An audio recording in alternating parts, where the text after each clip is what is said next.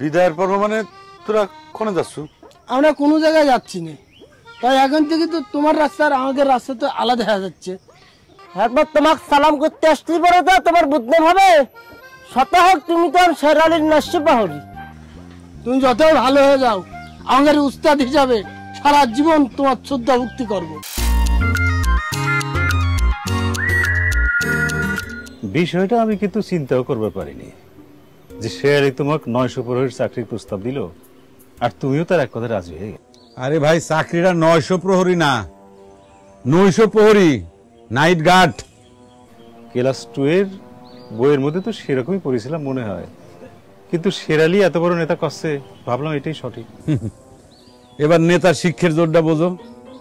অবশ্যই এখন নেতা হবে গেলি পরে তো লেখাপড়া শিখা লাগে না। সেটা তুমি ঠিকই কয়েছো ভাই। এই যে 900 প্রহরীর শিক্ষা নিয়ে শের আলী দাপায় বেড়াইতেছে, আবার শুনতেছি এবার ইলেকশনে নাকি টিকিটও পাওয়া যাবে। ওরে ভাই, তারা বড় বড় মানুষ, বড় বড় চিন্তা করবে, এটাই স্বাভাবিক। আমি অতি ক্ষুদ্র ছোট একজন মানুষ, এসব নিয়ে আমার চিন্তা ভাবনা করলে তো চলবি না রে ভাই। সেটা তো বুঝলাম, কিন্তু কোন চিন্তায় যে তুমি শের আলীর প্রস্তাবে রাজি হয়ে গেলে সেটাই বুঝতে পারলাম না। বোঝার তো কিছু নাই।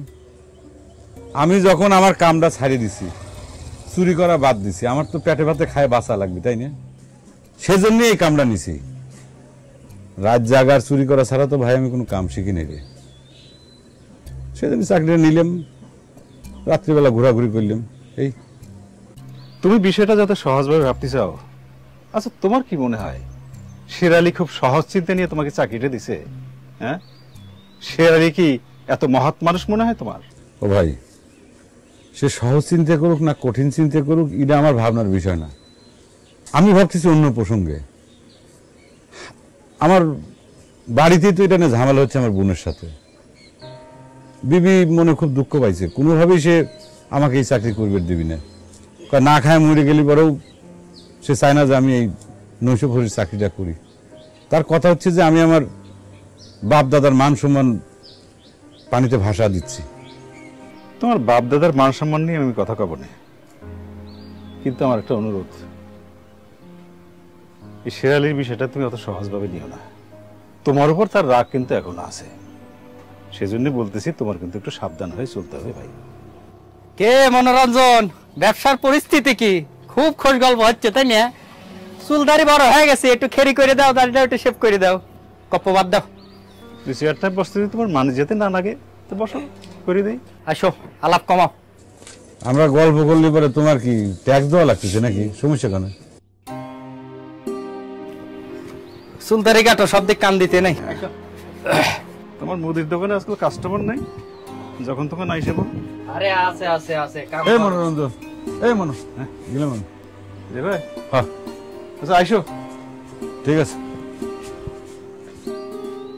সেইভাবে দুইটাই দেখো না, তালা মারি গেছে, দেখো যে কি একটা অবস্থা। চিন্তা করে ভেবে দেখ উফু, তুই হলদিস খায়ে তোর বুদ্ধি হয়েছে, কিন্তু আমাদের উস্তাদের মাথায় বুদ্ধি হলো না। তোর বুদ্ধি হবে কেবা করে, ভালো হয়ে যাচ্ছে। দাঁড়াও, কি হয়েছে রে রঘুনসু, তোরা আমাকে সালাম করছিস কিসের জন্য?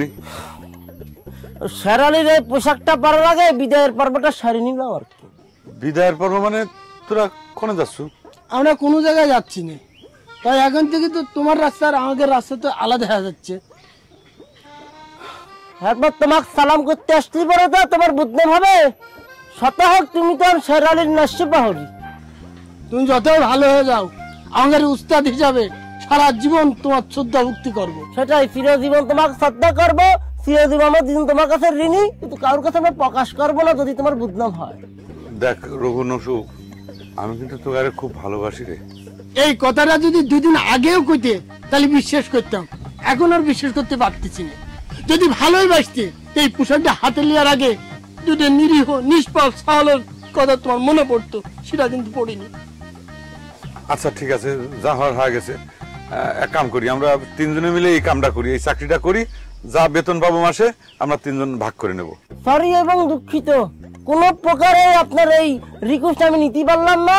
আমাদের আগে আপনার মতো বয়স হোক, বাসার পর আমরা ভাইবে দেখবো যে আমরা রিজেক্ট নেবো না ভালো হয়ে যাবো চলে